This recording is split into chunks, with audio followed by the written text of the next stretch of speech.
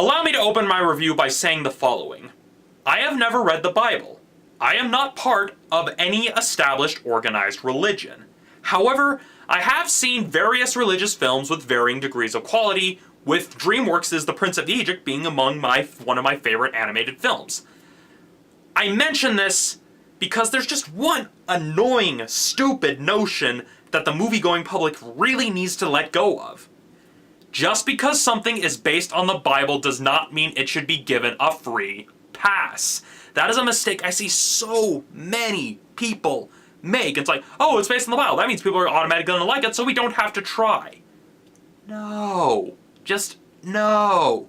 There have been good Bible movies that have appealed to the mainstream in the past. And really, think about it. This is your holy text, the basis of your religion. You should hold the adaptations of it to a higher standard of quality than what is usually delivered. And really, it's just, God, that's just one of the first things that usually bothers me about religious films, because they think that just because it's based on the Bible, people are going to forgive it for its faults. You wouldn't do that with, say, oh, it's based on Tolkien's Lord of the Rings. It gets a free pass. Oh, this is based on the Harry Potter books. It gets a free pass. No, you would not do that. If the film that was based on the Lord of the Rings was set in the future and made Frodo into a giant, you wouldn't give it a free pass. You would call it out on it. If they changed Harry Potter to a soap opera set in the Philippines, you would call it out on that.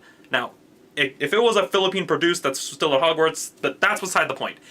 If there are inconsistencies with the adaptations, you would call them out if it were any other thing, but people don't seem to do that when it comes to stories based on the Bible, unless it gets really, really off course. But point being, just because it's based on the Bible or any religious text does not mean it should get a free pass, nor should you spend money on a film that just isn't that good as a film.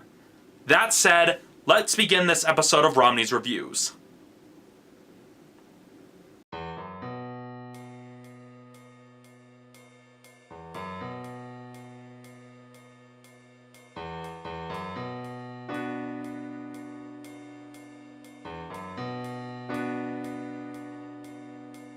For those of you that don't know, Son of God is a feature-length edit of the Jesus arc from Mark Burnett and Roma Downey's 10-hour History Channel miniseries, The Bible.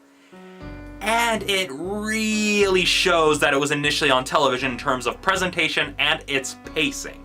In terms of presentation, the cinematography contains the kind of blocking you would see in a project that had fairly limited sets, much like you would see on television. You see quite a few tight shots, and the only few wide shots you really see are the ones that are augmented by visual effects. And the visual effects, particularly the computer-generated ones, they don't look so good. They really don't.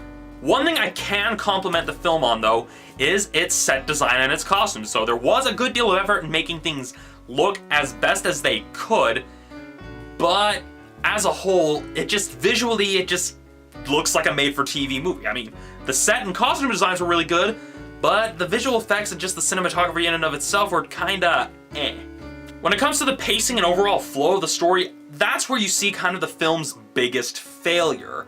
I mean, we're given a bunch of characters, but we don't spend enough time actually learning about their personalities and really learning who they are to really care about them. I mean, yeah, you do kind of glean a little bit from Peter and John, a little bit from Jesus, but you don't really see that much of their personalities. I mean, literally, you could probably switch the lines of dialogue around with all the different characters and the film would probably still make sense. That's how little we really get to know the characters. Another problem is that there are really, huge chunks of the story missing. And I mean, I understand, yeah, they're trying to cut it down to a feature film, but even as it's edited, you can still tell that there was a lot that was missing. And it also doesn't help that they show quite a few of the scenes they cut out as part of a montage during the end credits.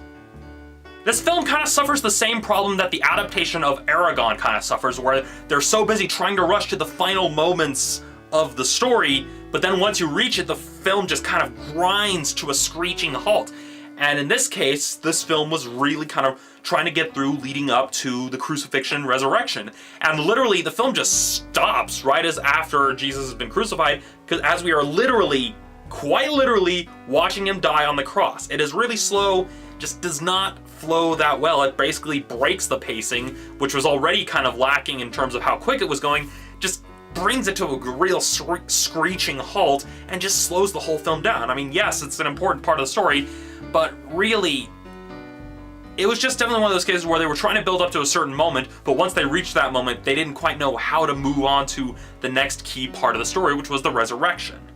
On a related note, knowing that this was initially part of a 10-hour miniseries, I get the feeling that the people who were having to edit this into a feature film didn't have access to the raw footage or even the rough cut footage of the series, and were instead having to pull from the completed episodes to basically cobble this film together. Because you still see a lot of like the quick fades and stuff, well, not so much the quick fades, but the kind of fades you would see that would be at the end of a television episode, but having them in the middle of the film is just kind of weird. Not like Tank Girl weird, but definitely weird where you could think, oh, that was probably where an episode ended.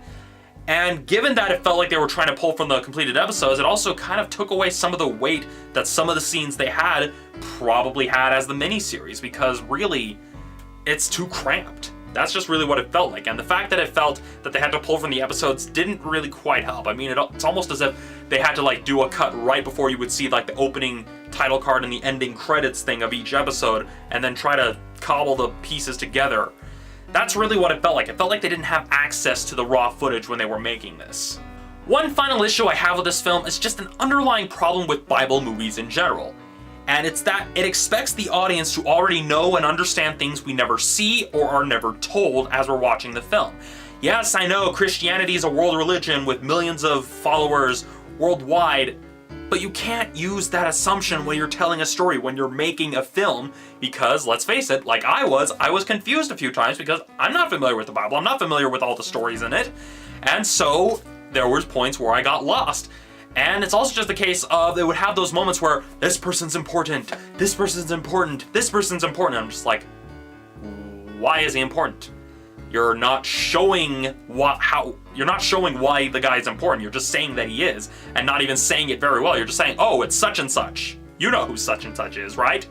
And so really, that's the biggest problem with this film, and with a lot of biblical films in general, is that it expects audiences to have foreknowledge of the New Testament or whatever book of the Bible they're adapting, and expects that to carry it through the entire film, which just is not good filmmaking at all. I mean, it's like someone adapting, say, what's a book that haven't been adapted? It's like someone adapting Catcher in the Rye and expecting audiences to have already read The Catcher in the Rye before seeing the film. You just don't do that. I'm well aware that I'm probably going to get a lot of flack for saying this, but this film is not worth your money. As a feature, it just doesn't hold up. I mean, we barely get to know the characters, and what we do know doesn't really give us enough reason to actually care about said characters. The effects are passable for television, but don't look too good on the silver screen, since it falls prey to a common issue of what is known as upscaling, where they try to stretch an image that was made for a smaller resolution up for a much larger resolution, leaving the visual effects to look kind of blurry. So a lot of the CGI stuff that's supposed to be like a CGI recreation of Jerusalem with the temple and stuff, it all looks blurry because of the upscaling. If you really want to support this production, just watch the 10-hour miniseries. You can find it on Amazon on DVD for about $25, or you can buy it off Amazon Video, and I'm sure you could probably even find it on Netflix. But watch the 10-hour miniseries. You'll probably get a lot more out of it because it has a lot more time to fully tell a story, to fully develop its characters, and to fully provide details that were probably left on the cutting room floor when this desperate, and I'm gonna say it, this desperate cash grab was being cobbled together. Really, just watch the miniseries. It's probably a lot better than what you're gonna get out of this film. That said, I give Son of God a 2.5 out of 5. So that's it for this episode of Romney's Reviews. If I'm not stoned to death between now and Friday, you'll be getting my review of The Wind Rises. See ya then.